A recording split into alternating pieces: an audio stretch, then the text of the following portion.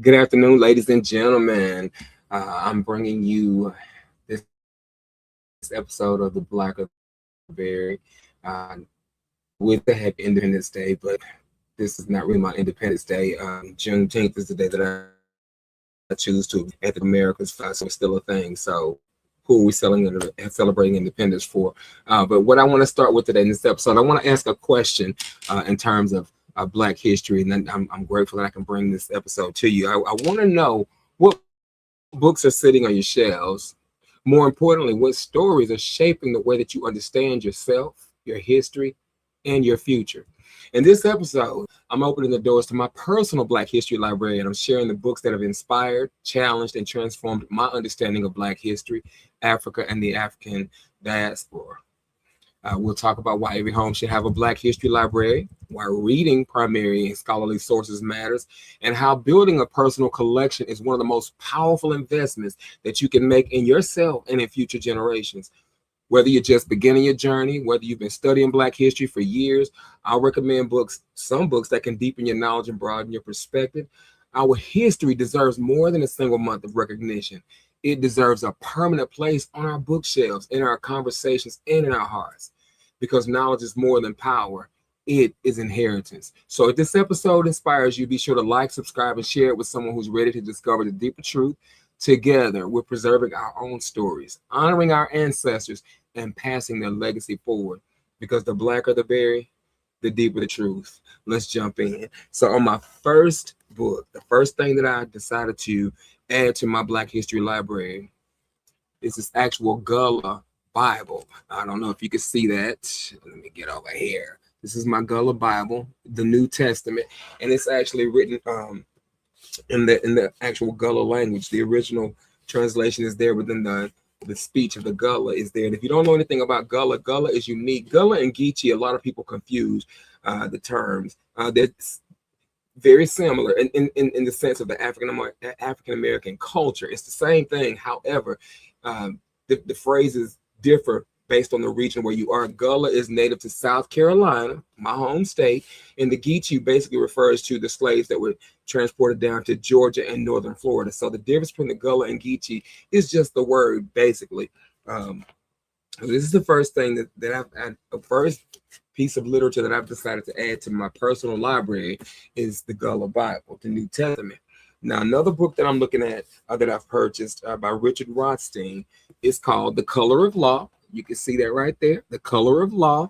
And a lot of these books, most of them I got on Amazon. So again, it's just something that's a forgotten history of how our government segregated America. Because again, in order to know where we're going, we have to look at where we came from. This is heralded as a masterful Washington Post and essential slate history of the modern American metropolis. The Color of Law is a groundbreaking investigation into how U.S. governments in the 20th century deliberately imposed racial segregation on metropolitan areas nationwide, and they're still doing it today. Lauded by Ta-Nehisi Coates for his brilliant and fine understanding of the machinery of government policy by the Atlantic, Richard Rothstein has painstakingly documented how our cities, from San Francisco to Boston, became so divided. Rothstein describes how federal, state, and local governments systematically imposed residential segregation with undisguised racial zoning, public housing that purposefully severed previously mixed communities, subsidies for builders to create whites-only suburbs, tax exemptions for prejudiced institutions, and support for violent resistance to African Americans in white neighborhoods. Rothstein demonstrates how police and prosecutors brutally upheld these standards and how such policies still influence tragedies in places like Ferguson and Baltimore. With painstaking research, The Color of Law forces us to face the obligation to remedy our unconstitutional past rather. And the interesting thing about this book, this was not written by a Black author. The author on this book, I don't know if you can see this. Yes, you can. His name is Richard Rothstein, and he is not an African American author. He's a distinguished fellow of the Economic Policy Institute and an emeritus senior fellow of the Thurgood Marshall Institute at the NAACP Legal Defense Fund. He lives in California, where he's a senior fellow at the Haas Institute at the University of California, Berkeley. So this is a very important piece in any Black history library, and I'm grateful to have found it as a part of mine. I don't know how long this episode is going to be because I don't have any particular order that I'm showing you these books. But again, this is, I feel, a reconnection with the ancestors and a calling to dive deeper into the history and to share this. So the next book that I have up is called African History and Hoodoo, 2 books in one. Connect to the ancient spirit of Africa and explore the timeline, culture, roots, spells, and more from the world's richest continent. So if you can see this here, this is African History and Hoodoo. This is an Amazon order for me. History Brought Alive. I'm just excited. Explore the world of African history, mythology, and hoodoo. Journey through centuries of fascinating figures, kingdoms, and events that have shaped Africa, and learn all about the mystical world of hoodoo. Included in this captivating 2-book collection are African History, to explore the amazing timeline of the world's richest continent, the history, culture, folklore, mythology, and more of Africa. Hoodoo for Beginners, connect to the ancient spirit world of Africa and manifest success with spells, root magic, conjuring herbs, traditions, history, and more. Uncovering the hidden gems of African history using reliable fact-checked resources and discoveries from world-renowned archaeologists, History Brought Alive presents African History. Also in this 2-book bundle, you will find Hoodoo for Beginners. It was a secret craft created by enslaved Africans in America to protect them from harm with the help of higher beings and their ancestors. Things that we're told that's evil, but these slaves were using what they knew as their practices to protect themselves from harm. Discover historical facts, real stories, and practices that prove the might of hoodoo. Plus, you will learn essential conjurers tools for creating a bridge between the elements and spirits to open a doorway into the spiritual world. All this and much more in this 2-book collection, including The Birth of Civilization, Hoodoo History Uncovered, Long Lost African Kingdoms, including the Ancient Kingdom, the Kingdom of Kush, Carthage, and many more. It addresses root working, herbs, and nature's elements to heal, manifest, and protect. Fascinating folk tales, myths, legends, including the flying tortoise, the lion, and the jackal, and many more. Voodoo versus how hoodoo is different, common misconceptions and truths, major figures, key events, politics, and milestones in African history, the Zulu Wars, epic battles, Christianity, and the British Empire in South Africa, and much, much more. So whether you're interested in the history of Africa or if you want to learn about the craft of hoodoo, then you will receive valuable information from this book collection. So again, that one is and let me get that right there for you to see it. African Hoodoo, or African History and Hoodoo. That's 2 books in one. So that's another part of my collection that I'm proud of. Then this one I have here. Make sure you get that. African Kings and Queens. These are essential and known as a captivating guide to the mighty rulers and powerful women who shaped the history of Africa. Captivating history, uncover the untold stories of Africa's most powerful rulers before European colonization, mighty kings, and formidable queens shaped the continent of empires, dynasties, and global influence. Their legacies often overlooked redefined trade, warfare, and religion across continents. This captivating 2-in-1 book finally brings their incredible sagas to light. 2 manuscripts in 1 book. African Kings, a captivating guide to the mighty rulers of ancient Africa and their enduring legacies. Also, African Queens is a captivating guide to the powerful women who shaped Africa's history. Give me just a second here because I got things popping up on my screen that I don't care to see. Hang on a second. Nothing nasty. It's just annoying notifications. Again, African Queens, a captivating guide to the powerful women who shaped Africa's history. In African Kings, you'll discover the meteoric rise of Baybars, a slave-turned-sultan who murdered his way to the throne of Egypt, how a humble potter's son built an empire stretching from North Africa to Spain, the genius of West African gold routes that connect the continents, how Mansa Musa, the richest man in history, who I've done an episode on him, a couple episodes actually, shaped global economics with his astonishing wealth, why North African dynasties ruled parts of Europe long before Europeans set foot in Africa. So imagine that. North African dynasties ruled parts of Europe long before Europeans set foot in Africa. The unlikely alliance that saved Ethiopia from conquest, a prince from Congo who became a bishop in the Vatican, Then in African Queens, explore the lives of legendary women who ruled with courage, wisdom, and determination. Hatshepsut. Oh, let me say it right. Hatshepsut. Yes, I've heard of her, and I'm sure you have too. The Egyptian queen who ruled as a pharaoh. Nefertiti. We all know Nefertiti, a queen with influence that surpassed her beauty. Queen Moremi, the leader who made a heartbreaking sacrifice to save her people. Menelaus, the fearless queen who stood against the Roman Empire. Cleopatra, a brilliant ruler who outsmarted her enemies. Queen Nzinga, a fierce leader who fought against Portuguese colonizers. Ya Asantewa, the warrior queen who led a battle for freedom.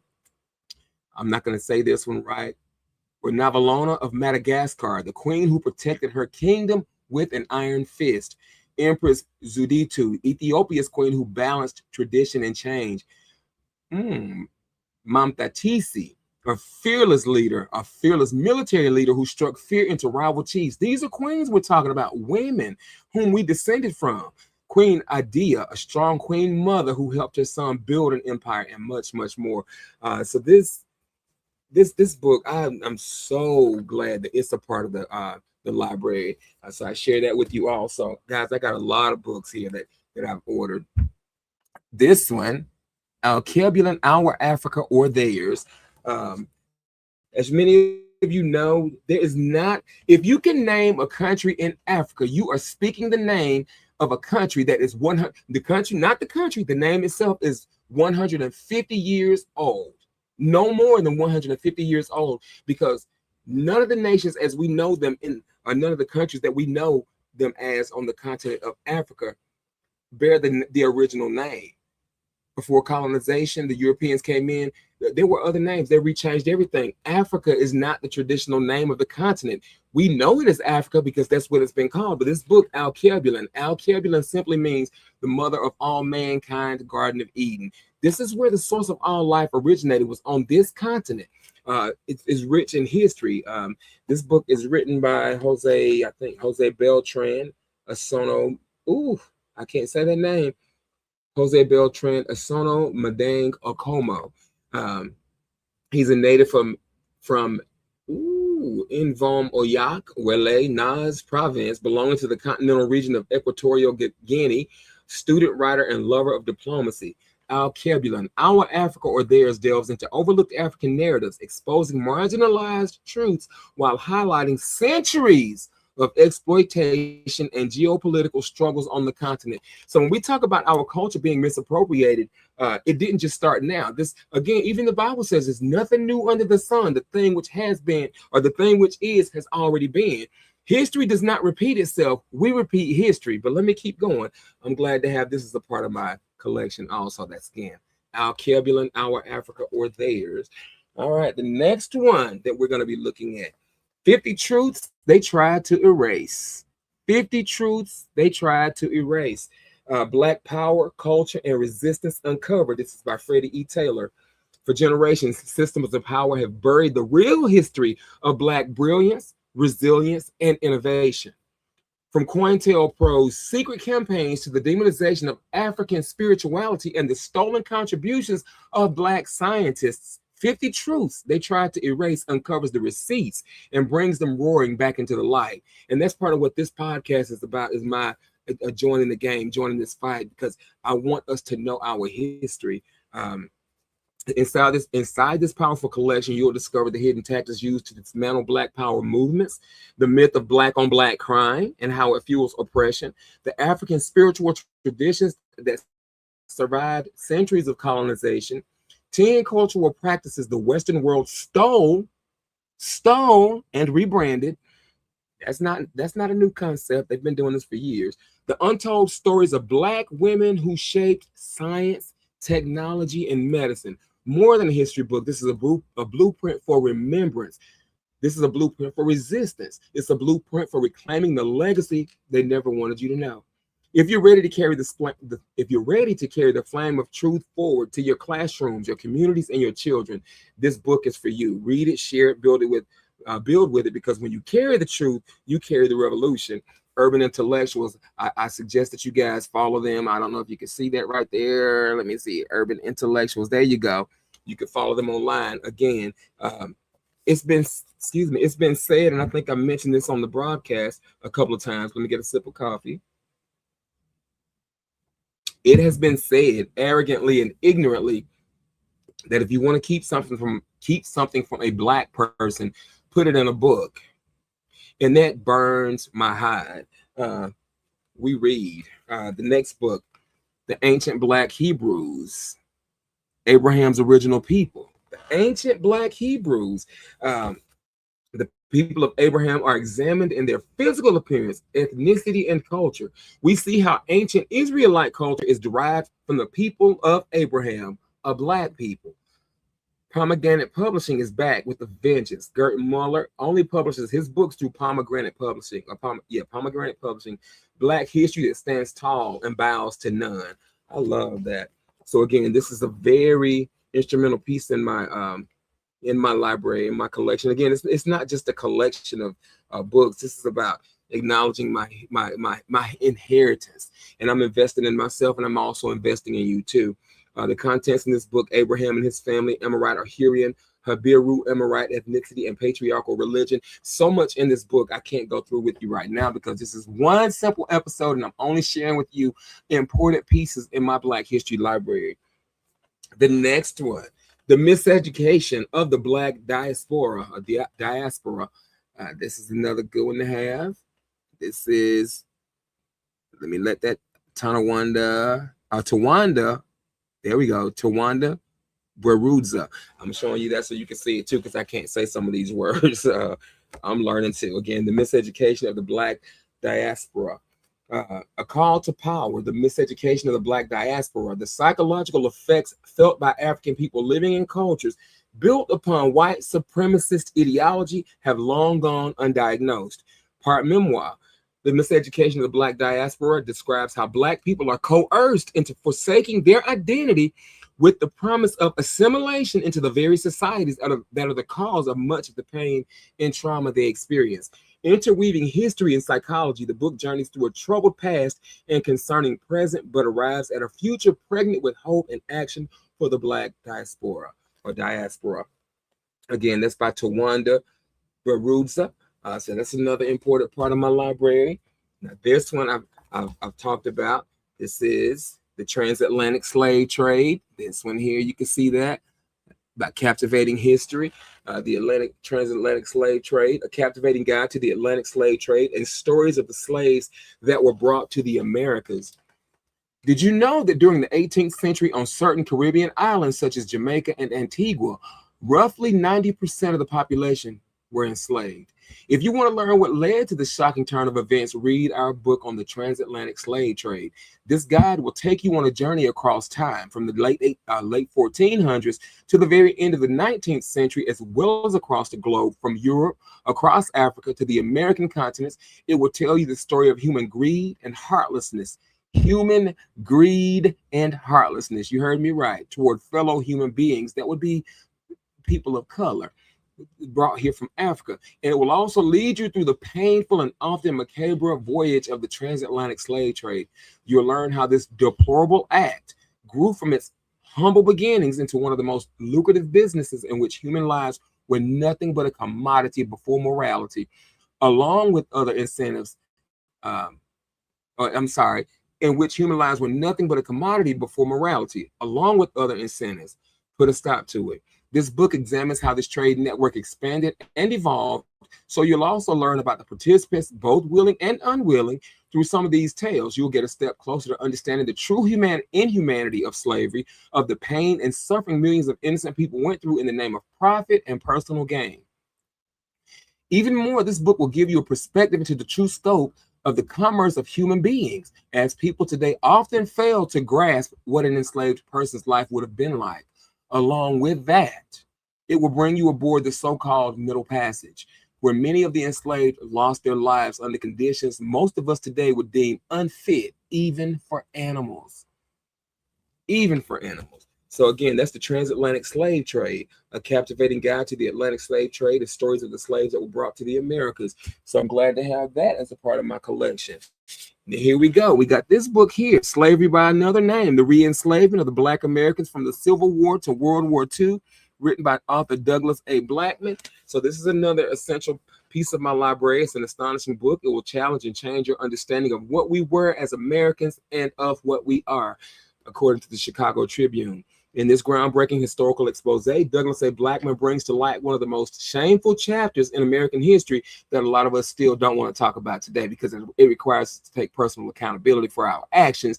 And let's talk about some reparations. But again, that's not what this book is saying. That's not the description. That's me talking. Okay.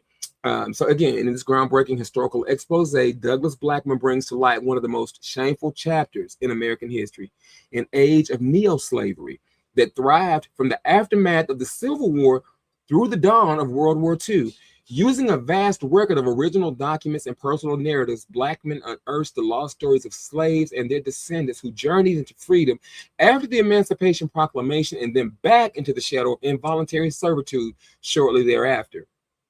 By turns moving, sobering, and shocking, this unprecedented account reveals the stories of those who fought unsuccessfully against the reemergence of human labor trafficking, the companies that profited most from neo-slavery, and the insidious legacy of racism that reverberates today. According to the Atlanta Journal and Constitution, the genius of Blackman's book is that it illuminates both the real human tragedy and the profoundly corrupting nature of the Old South slavery, and it's transformed to establish a new South social order. According to St. Louis Post-Dispatch, a formidable researched, powerfully written, wrenchingly detailed narrative. So again, this is Slavery by Another Name. Make sure you can get that, Slavery by Another Name. There's your author right there, Douglas Blackman, Douglas A. Blackman. All right, so that's another key part of my arsenal. Backed by popular demand, Black Labor, the search for power and economic justice. So it's Black Labor, White Wealth, Claude Anderson, EDD. So let me let you see this right here. There you go. Black Labor, White Wealth. Dr. Claude Anderson. Again, Black Labor, White Wealth. What I like about the book is search for solutions. He offers practical. What I like about the book is Anderson's search for solutions. He offers practical courses of action that Blacks can take to become politically and economically competitive in America. That's according to Dorothy Gilliam at the Washington Post. Dr. Anderson methodically outlines and articulates strategies for Blacks to become self-empowered people in America, despite the obvious injustices imposed on them throughout much of their history in this country. As William L. Clay, member of Congress, a historical analysis and a financial blueprint for the future of Black economic empowerment, Ebony Magazine. Before Republicans kill affirmative action, they should read a new book by historian Claude Anderson, Black Labor, White Wealth. Obviously, this is a little older because they have already killed affirmative action, thanks to this very biased and politically motivated Supreme Court, of which Clarence Thompson. Well, let me just talk about my library. It shows how white wealth in the USA was developed by Black labor. It shows how white wealth in the USA was developed by Black labor and is maintained by preferential treatment for whites. That's according to Barbara Reynolds at USA Today. Dr. Anderson examines the methods whites used to gain power, but more importantly, he provides examples of ways that Blacks can adopt some of those same methods to build wealth and power for themselves. Black Labor, White Wealth is provocative and powerful. Tony Brown's Journal. And again, Dr. Claude Anderson, just to give you an idea of who he is as an author, is founder and president of the Harvest Institute, a think tank whose mission is the social and economic reform of Black America. A well-known political strategist, businessman, educator, and economic development consultant, Dr. Anderson was a former official of the Carter administration. He's a real estate developer, maintains ownership interest in retail food businesses, and was among the first African Americans to own a radio station. He obtained a doctorate of education degree from Wayne State University. So again, this Black Labor, White Wealth. That's a part of the library. And of course, obviously, I'm not going to keep saying that because if I'm reading, obviously, it's a part of my library.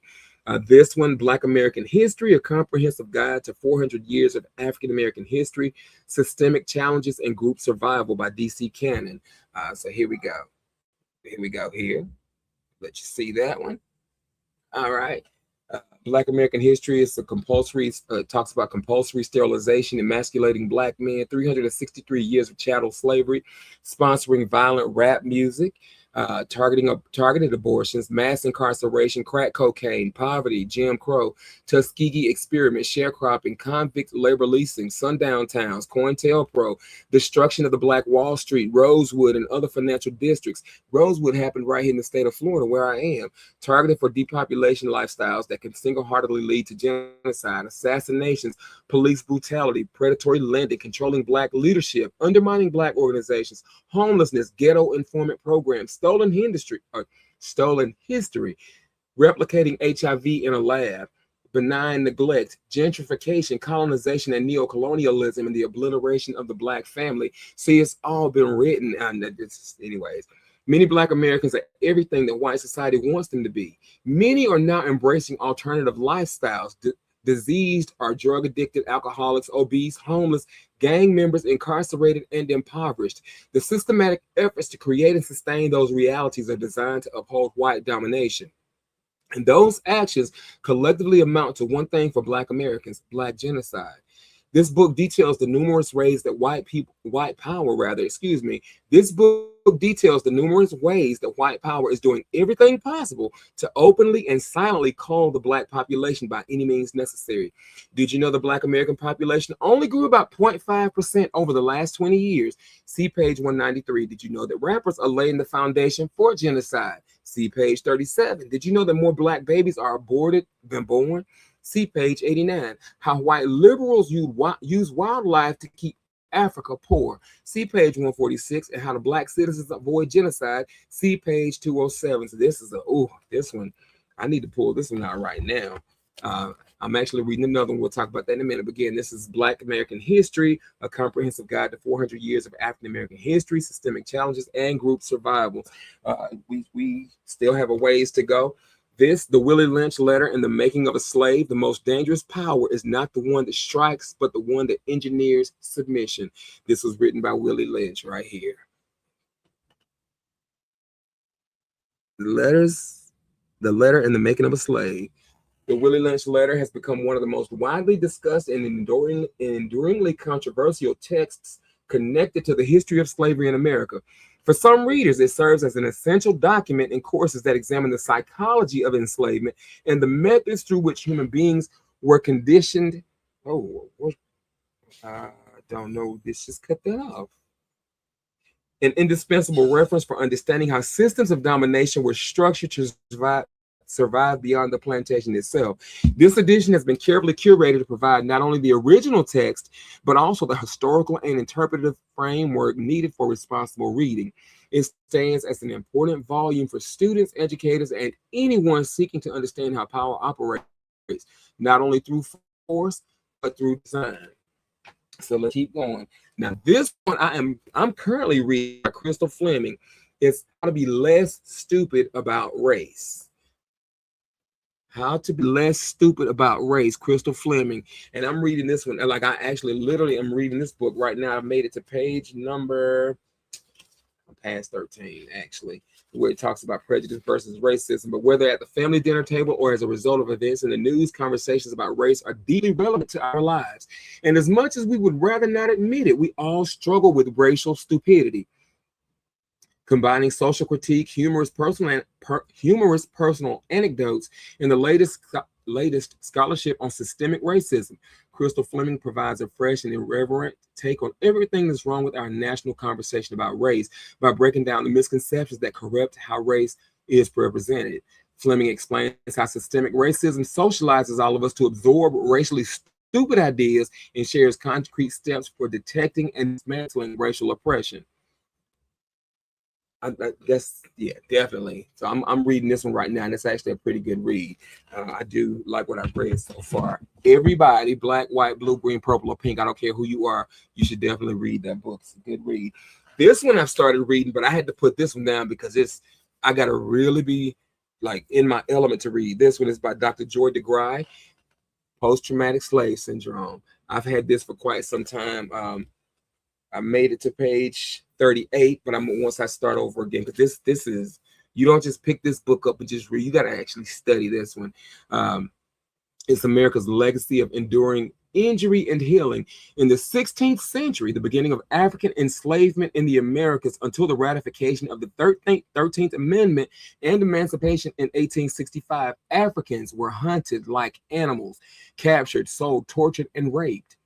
They experienced the worst kind of physical, emotional, psychological, and spiritual abuse. Given such history, isn't it likely that many of the enslaved were severely traumatized? And did the trauma and the effects of such horrific abuse end with the abolition of slavery?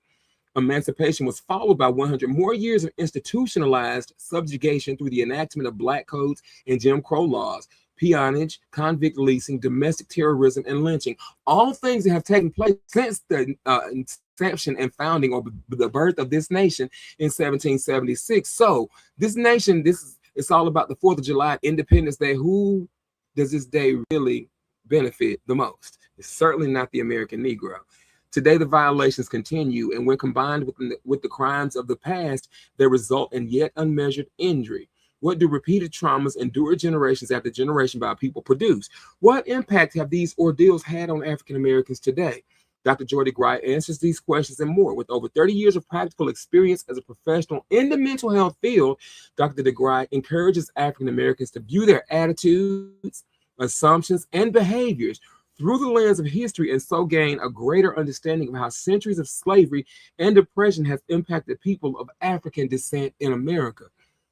Post-traumatic slave syndrome helps to lay the necessary foundation to ensure the well-being and sustained health of future generations, and provides a rare glimpse into the evolution of society's beliefs, feelings, attitudes, and behavior concerning race in America. So again, this one, Post-Traumatic Slave Syndrome by Dr. Joy DeGruy. I'm grateful that's the part of my library. Now this one, let's keep going, baby. Let's keep going. This right here. Black people invented everything.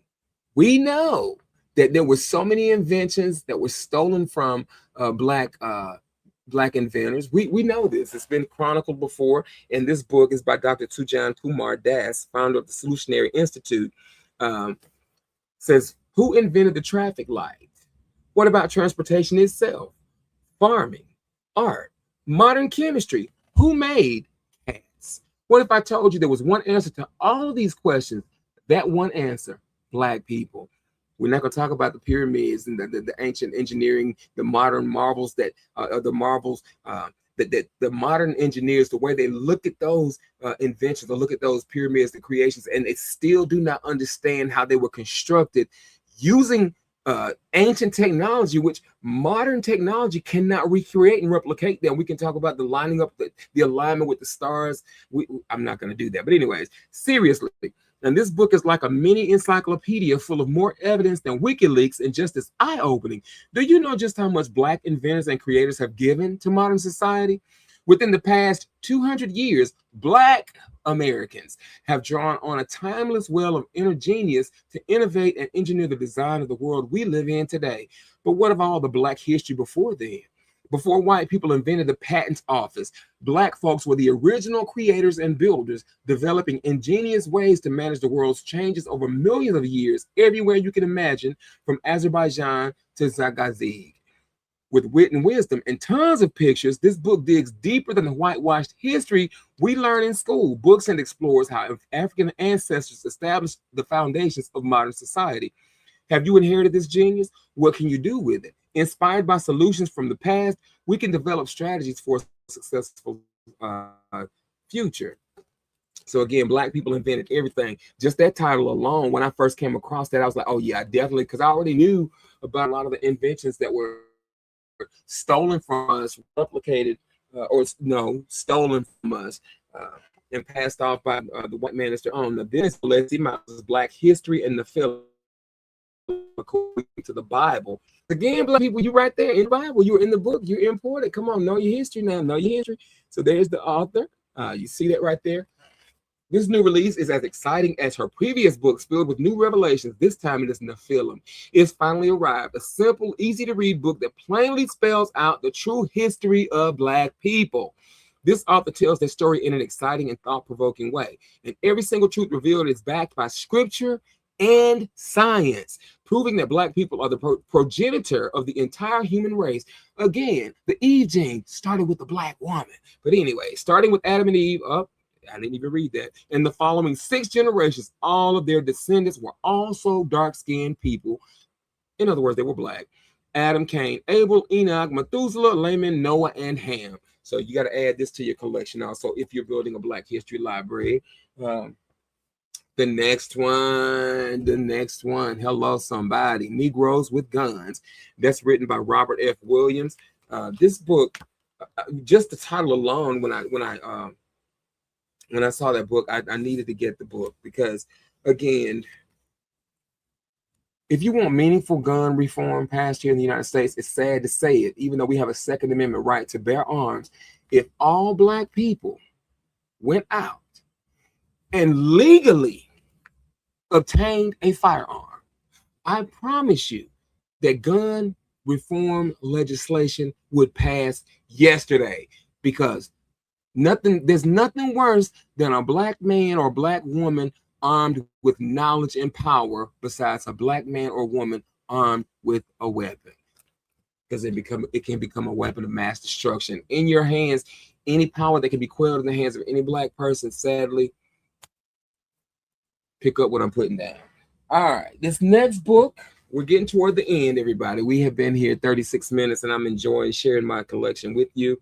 This is Nzinga, African Warrior Queen, written by Moses L. Howard. Now, I've done an episode on Queen Nzinga, and there's a part 2 that's coming. I just haven't gotten to it yet, and I'm in the process of sharing my library with you, but I am going to continue on the second episode of Nzinga.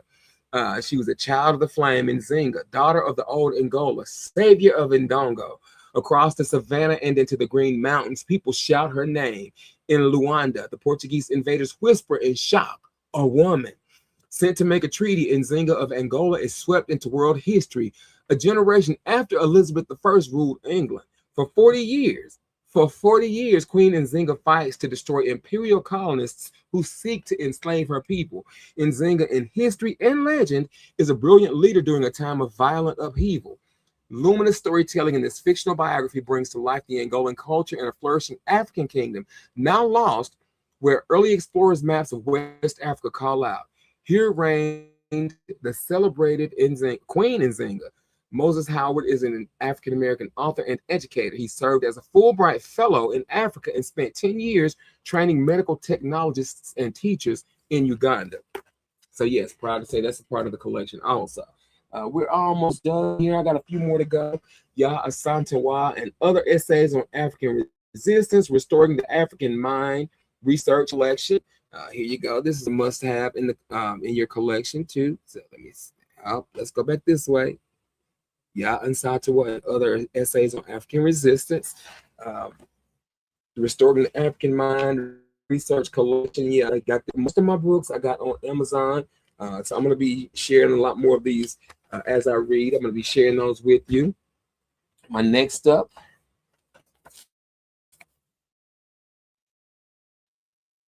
The Colonized Man, Indian Man, Essays on France, Fanon, Culture, and More, Restoring the African Mind Research Collection. So yeah, that's something else I got as a part of it. And 100 Amazing Facts About the Negro with Complete Proof by J.A. Rogers. So here you go. Here you go. 100 amazing facts about the Negro. We're a fascinating people. Why do you think we're our culture is appropriated? Our identity is being trying to be duplicated. I just love this history. J.A. Rogers devoted over 50 years of his life to his research. He had not only looked at world history, but also at the history of people of African origin, and has shown how their history is an inseparable part of the history of mankind. Look at this beautiful image on the front here. That is as you can see, Zaidutu, Empress of Ethiopia, daughter of Menelik. She was a beautiful person. This is how we've always been here, and we've been creators, we've been inventors, we have been here. This is the DNA of which we have descended. My next up, all right, this one, The White Supremacy Playbook Decoded by Kevin Collins. This is something else you need to add to your collection right here. All right. We need more light about each other. Light creates understanding. Understanding creates love. Love creates patience, and patience creates unity. Malcolm X spoke those words. During the and the impact of racism is real. This I'm reading this all off the back of the book. You can read along with me, but let's just do it my way.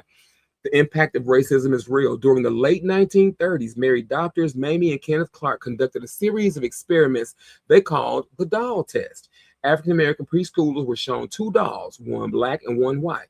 Before they were given the following instructions: give me the doll that is a nice doll.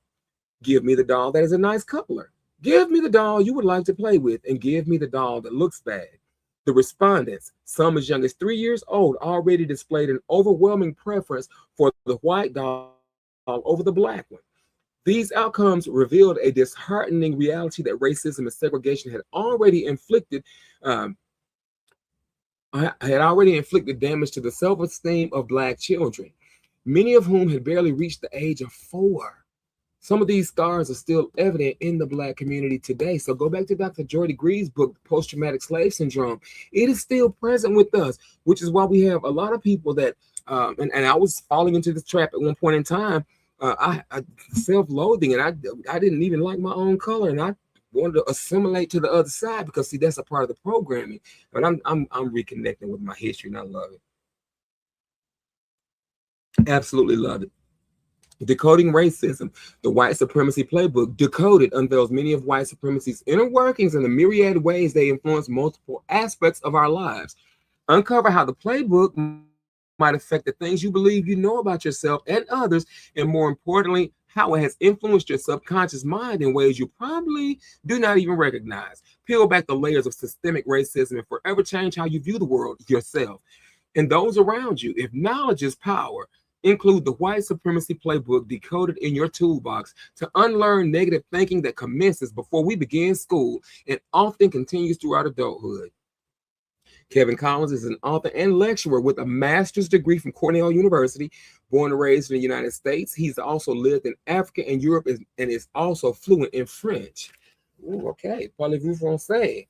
All right, that's a part of the collection also. Let's keep going here.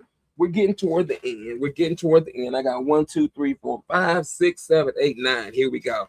Now this one, this is Mansa Musa, Africa's Golden Emperor, Journeying Wealth and Wisdom. The Hourly Bio Journey. This is a thin book. It's not that easy read. Get ready to be taken to a world where the wealth of Africa stuns the mind and the desire to explore knows no limits. Its writing is as vivid as a Saharan sunset and as full of treasures as the Mali Empire. Mansa Musa makes you want to go on a trip into the heart of Africa's golden age. Every page has the pulse and rhythm of a society on the rise, from the busy markets of Niani to the grand mosques of Gao.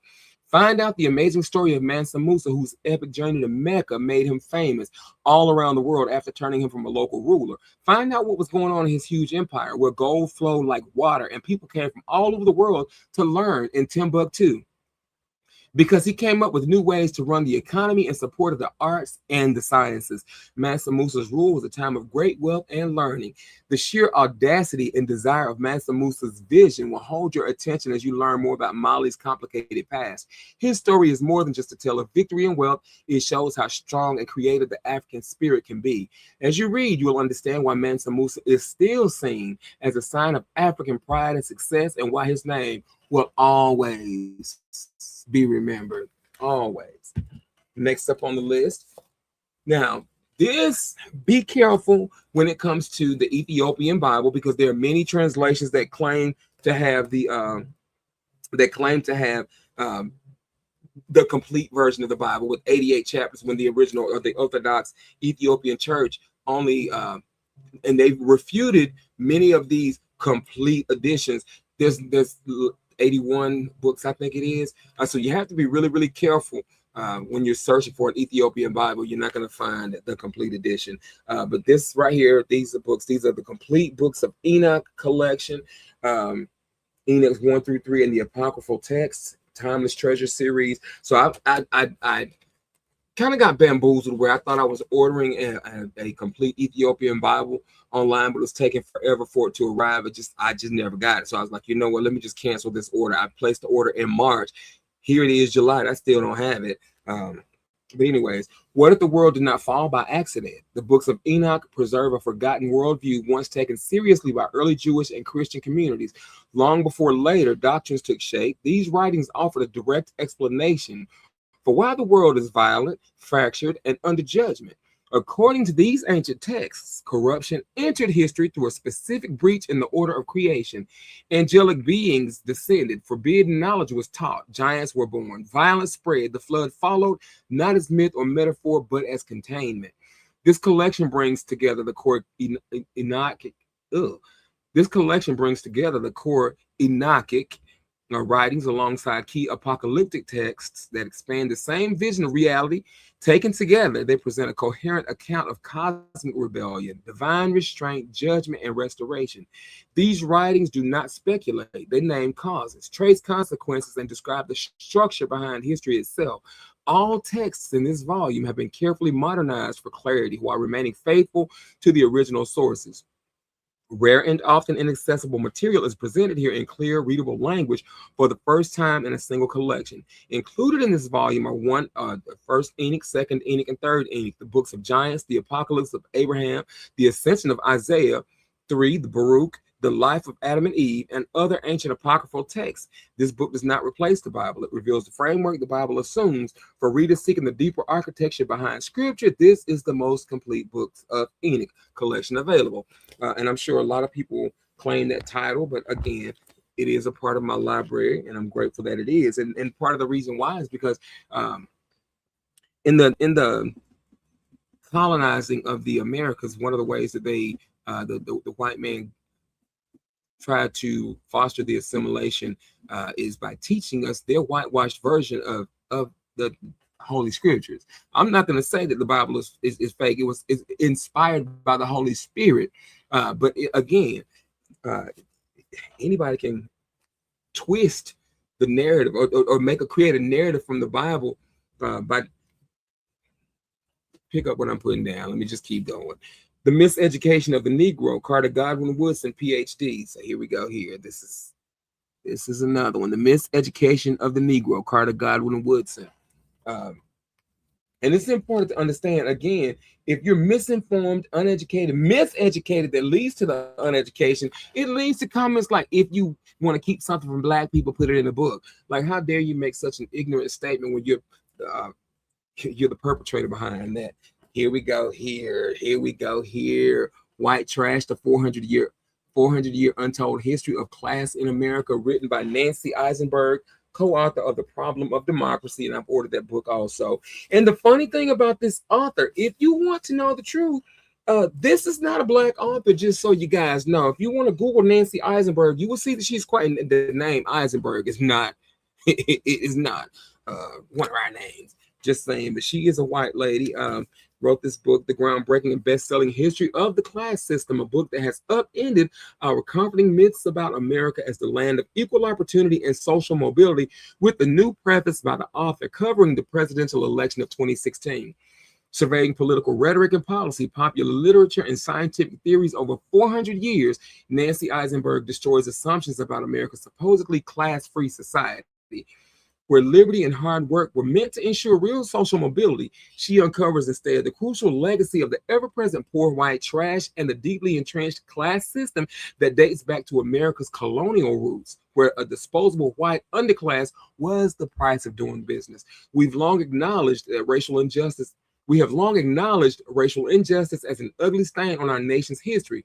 With Eisenberg's landmark book, we will have to face the truth about the enduring malevolent nature of class as well. New York Times says it's formidable in truth dealing. The Washington Post says it's a gritty and sprawling assault on American myth making. Slate says that it sheds bright light on a long history of demagogic national politicking. And it was a finalist for the Los Angeles Times Book Prize. So again, this White Trash, 400-year untold history of class in America. Guys, my phone is ringing. You can't hear it. It's in my smart glasses. My niece has called me. A friend of mine is calling me in reference to the call I made. So, but I'm in the middle of recording, and I'm excited to be sharing my personal library with you. This one, love this one here. I don't know if you can see that. Secret cures, you can't really see it. Secret cures of slaves, people, plants, and medicine in the 18th century Atlantic world. Imagine during the time of slavery, Black people so resilient had to refer back to the roots, their nature, or where they came from, to heal themselves of the ailments that they were plagued with, because you didn't have. It was easier to let a slave die or kill a sick slave than it was to get them better. It the disposable the it was the brutality of just disposing of human being and to disregard their life and their humanity altogether. It's just crazy. um, Secret Cures of Slaves examines medicine and human experimentation in the Atlantic world, tracing the development of a colonial medical complex from the 1760s, when a robust experimental culture emerged in the British and French West Indies, to the early 1800s, when debates raged about banning the slave trade and eventually slavery itself. Massive mortality fueled the search for new healing techniques in Amerindian or American Indian, they combine the word, Amerindian, African, and European knowledges competed to cure diseases emerging from the collision of peoples on West Indian plantations. But not all knowledge was equal. Highlighting the violence and fear endemic to colonial struggles, Scheibinger explores aspects of African medicine that were not put to the test, such as Obeah and Voodoo. This book analyzes how and why specific knowledges were blocked, discredited, or held secret. Londa Scheibinger is the John L. Hines Professor of History of Science at Stanford University. She's the author of the award-winning Plants and Empire, Colonial Bioprospecting in the Atlantic World, written in 2004, among many other works. So again, this one, let me see if you guys can see this. Let me get it just a little closer. Secret Cures of Slaves. There you go. That's a must-have. Must-have. All right, we're getting down to the nitty-gritty now. Every teacher, every student of history, every citizen should read this book, according to Howard Zinn. This is written by James Owen. Lies My Teacher Told Me. Everything your American history textbook got wrong. So in the midst of them trying to ban books, we have, there you go. This is why I'm sharing with you guys. This is a winner. This book has been authored as a winner of the American Book Award, winner of the Oliver Cromwell Cox Book Award for Anti-Racist Scholarship since its first publication in 1995. Lies My Teacher Told Me has become one of the most important and successful history books of our time, having won an American Book Award and sold nearly 2 million copies. Where it started out as a survey of the 12 leading American history textbooks, has ended up being a book the San Francisco Chronicle calls an extremely convincing plea for truth in education. Beginning with pre-Columbian history and ranging over characters and events as diverse as Reconstruction, Helen Keller, the Thanksgiving Miley Massacre, 9/11, and the Iraq War, Lowen offers an eye-opening critique of existing textbooks and a wonderful retelling of American history as it should and could be taught to American students. For this new edition, Lowen has added a new preface that shows how inadequate history courses in high school help produce American adults or adult Americans who can't distinguish evidence from opinion, recognize an alternative fact when they see it, or tell the difference between the truth and what comedian Stephen Colbert calls truthiness. A treat to read and a serious critique of American education, according to the America's Award Citation American Book Award. Honest and well written, Harper's Magazine. Lowen's book contains so much history that it ends up functioning not just as a critique, but also as a kind of counter textbook that retells the story of the American past. The Nation says, remarkable, according to USA Today. A lively critique, says the New York Times. So that's an important part of my arsenal also. Not just a library, it's an arsenal. Yeah, it's an arsenal. This next one, 1001 Things Everyone Should Know About African American History, written by Jeffrey C. Stewart. Again, 1001 Things That Everyone Should Know About African American History, written by Jeffrey C. Stewart. All right, so we got this good read here. A lot of pages. I'm just loving this. This book is an indispensable aid for the study of Black American history. Dr. Stewart's entries are knowledgeable, insightful, and in places humorous. That's Clarence Walker, professor of history at University of California, Davis. It would be difficult to find a significant area of African American life and history, from slavery to science, from music to the military, from civil rights to sports, from the extraordinary to everyday life, that is not covered in Jeffrey Stewart's fascinating and invaluable compendium. Lawrence Levine, PhD, author of Black Culture and Black Consciousness. That's another book. This is another way that I found other books is by reading books, looking at books, and seeing that they were associated with someone else that wrote another book. And I'm fascinated. I'm a kid in the candy store, and I hope you can sense my enthusiasm and the excitement. According to the Dallas Morning News, 1001 Things Everyone Should Know About African American History is a smorgasbord of sports, arts, science, and history that ranges from the first slave ship to the Million Man March.